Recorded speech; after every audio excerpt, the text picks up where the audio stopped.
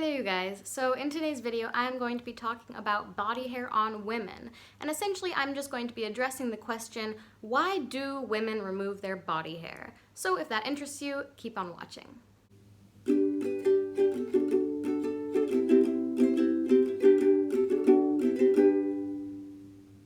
Before I get too into this, I just quickly want to say that in this video, I am just talking about my choices that I have made for my body and the questions that I've had for myself. I don't want anybody to feel like I'm shaming them for their choices. We each have our own body and we get to choose what's right for us, and I respect your decisions that you make for your body, and I'm just asking that you respect mine. So yeah, now with that all said, let's get into it. So I'm going to be starting this off by going back in time a little bit to when I was, I think, around 7-ish years old. And I remember specifically I went to the grocery store with my mom, and when we were in the store, I saw a woman and she was wearing a skirt and she had hairy legs. And I can remember thinking to myself, ew, that's gross, why does she look like a man? And now I find this really interesting because already as a 7-year-old, I had this idea in my head that not only was leg hair on a woman like gross and disgusting, but also that it made her manly. And already as a 7-year-old, I recognized that body hair was a masculine trait. Already being a child, society had formed the way I thought about body hair. I had never really seen women with leg hair or armpit hair or whatever. I'd only seen those traits on men, and therefore I associated them with men. So when I saw a woman with this trait, to me, it made her masculine. So why is having body hair a masculine trait? What makes us think this way? If we look back in history at body hair removal, and I don't mean way back in history, in different cultures, people have been removing body hair for different reasons, but what I'm talking about is in the 1920s to 1930s, when women were starting to be allowed to wear shorter dresses. So the hem of their skirts and dresses could be a little bit shorter, meaning that part of their leg was showing. Essentially what started happening was men's facial razor companies like Gillette thought, okay, now that women are showing a little bit of skin, we can find a way to profit off of this if we get them to think that they need to shave. So they started putting out ads that would say things like, quote, "Get rid of your embarrassing personal problem." Yes, this was a real ad that was running. There were a lot of ads like this that were really shaming women into thinking that they needed to get rid of their body hair. The ads would target them in a way that made them think that body hair was gross, and if they got rid of it, they were superior and like cleaner, basically. And that is essentially the reason that women started shaving, because Gillette and other companies like it decided that they could make money off of women by basically shaming them into thinking they needed to shave their legs. When I was around 12 to 13 years old is when I really started wanting to shave. And this was a big argument in our house because my mom really didn't want me to.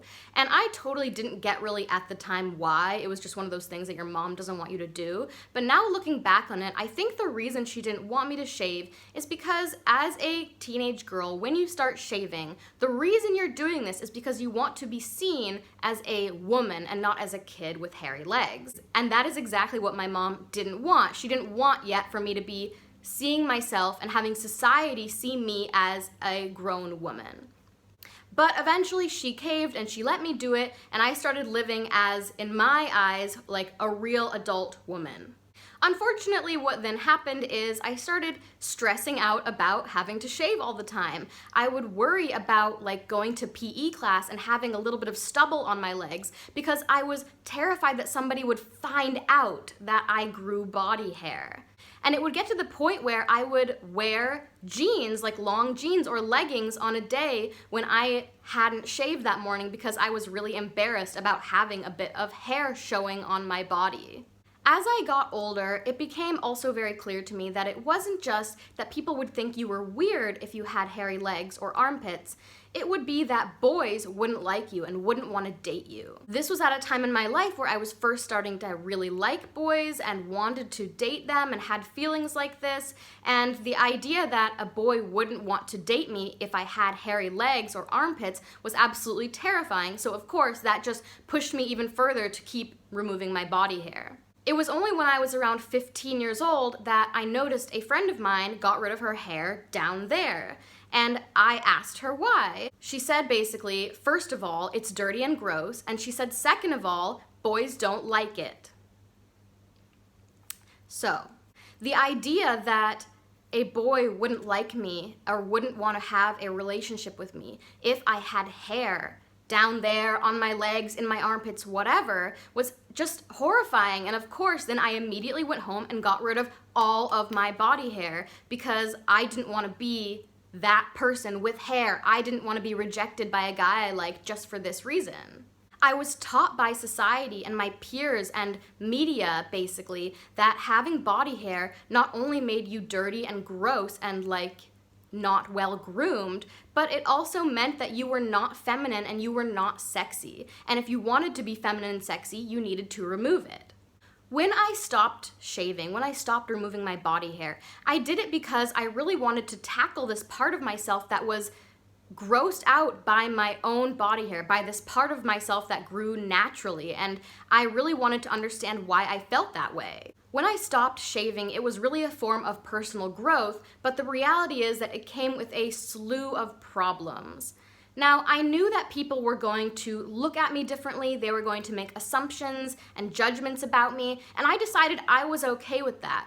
But what happened that I didn't expect is that the people close to me actually were the ones that started to make comments. Now, no one said anything particularly mean or negative about it. It was just simply the fact that they would comment on it. And I think the reason for this is simply because they were uncomfortable and didn't know how to handle that or address it in their own mind, basically. So they would say things like, "Oh wow, it's so long," or they would just simply point it out, when, you know what, the reality is we should not really be pointing out or commenting on other people's bodies, basically ever, unless we're asked to. Now, I was never angry or upset with these people because the truth is that I was exactly like this. I was extremely uncomfortable seeing women with body hair. It was something I'd been taught my entire life to not like, basically. So I never was angry with these people for making these comments because I knew exactly why they made them and how they felt.